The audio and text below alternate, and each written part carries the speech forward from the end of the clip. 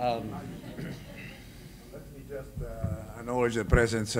Congresswoman Ellen Tauscher is a great friend, and thank you. Congratulations for your appointment, and also acknowledging the presence of Ana Palacio, former Foreign Minister of Spain. Thank you. Thank you. Senator Hagel, could you tell us a little bit about your meetings with the Russians, and as you lead the Joint Commission, and with your talks with Vice President Biden, and how you think this issue is playing over there? Thank you, Michael. What Michael is referring to was a commission that was set up about a year ago. There were about 25 individuals on it.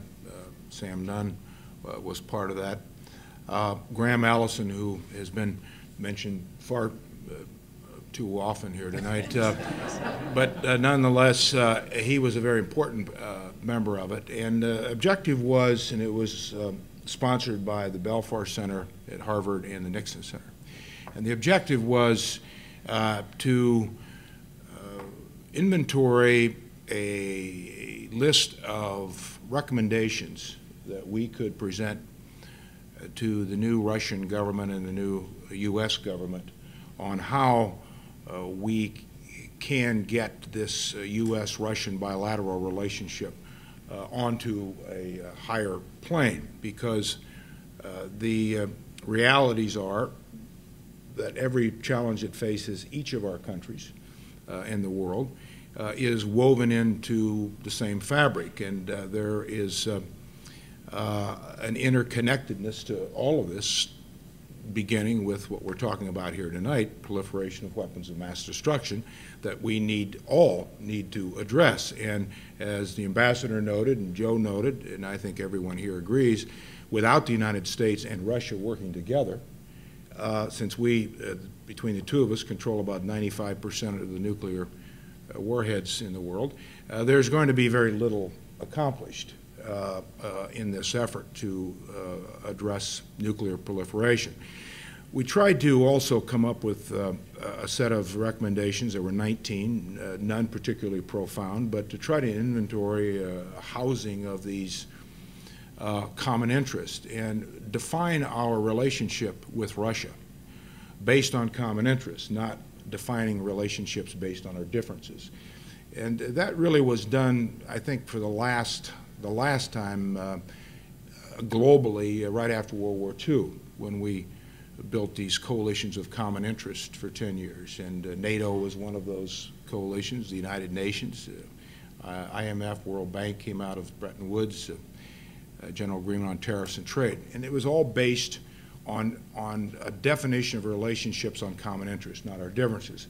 And so when we went to Russia, and Graham was part of the delegation, there were 5 of us, we spent 90 minutes with President Medvedev. The Foreign Minister Lavrov was there. I thought, and I think it was unanimous with our commission members, our U.S. ambassador was in attendance, that the receptivity was very significant, very open. We spent 4 days there, met with all of the senior members of the Russian government, including the military and intelligence leaders. I had been in Russia 10 months before that and had met with the same people. The atmospherics were totally different. The environment was totally different. Now, that doesn't mean success will automatically result. But what I saw was a lot of receivers turned on and transmitters turned off. The world would be better off if we had more receivers on and less transmitters off. Listen, actually, that'd be something novel, to listen to each other and actually think through some of these things and then proceed based on knowledge, based on a reality that we understand the threat, and these are the things we're going to have to do to meet successfully, meet that challenge. The 19 recommendations we presented to President Medvedev, we went through those, as well as with the senior military. Now, they were courteous. I understand that. I've been around a little bit to understand that normally heads of governments are not discourteous. So I factor that in.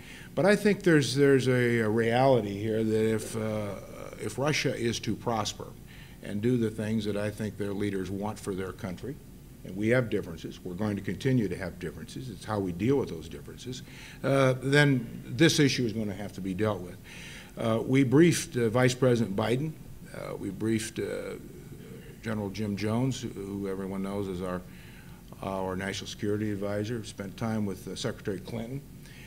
We spent a lot of time with Secretary Gates in the process leading up to the recommendations that we finally wrote down, partly because I think most people know Secretary Gates is a Soviet specialist, now Russian specialist, and he was very helpful. I can't speak for anyone on the commission nor certainly the administration, but I found in all the meetings we had with the administration the same kind of atmospherics as we found in Russia. A willingness to understand the seriousness, listen. I don't think we had to convince anyone of the seriousness. But sometimes in the institutions of governance, there is not the kind of latitude and margin to strategically think as deep and as wide as is required. And I think these kinds of commissions and studies, and everyone in this room has been part of that, and certainly the Dean and Sam Nunn and Allison and Congresswoman Tauscher, who is going to be our new Undersecretary of Defense, been involved in these. They provide for governments strategic frameworks and the specifics of those frameworks that governmental institutions who are charged with the day-to-day governance and the pressures and the chaos that comes with it don't have the ability sometimes to spend as much time with it as they need to.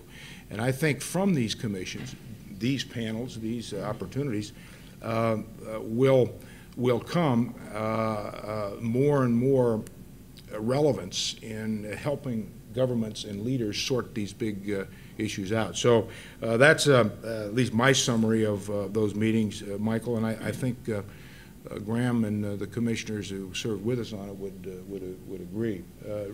Last point I'd make, recognizing, and Bob Gallucci noted this, there are differences, and that doesn't mean that we're interested and we're providing answers in commission reports that somehow that's going to translate into success or at least successfully engaging these issues. It does not. Leadership is still the key of anything in life and in the world. And leaders must be committed to this. They must be committed in a wise way with wise people. But they do need a framework and they do need a strategic concept of where they want to go with all this. Thank you.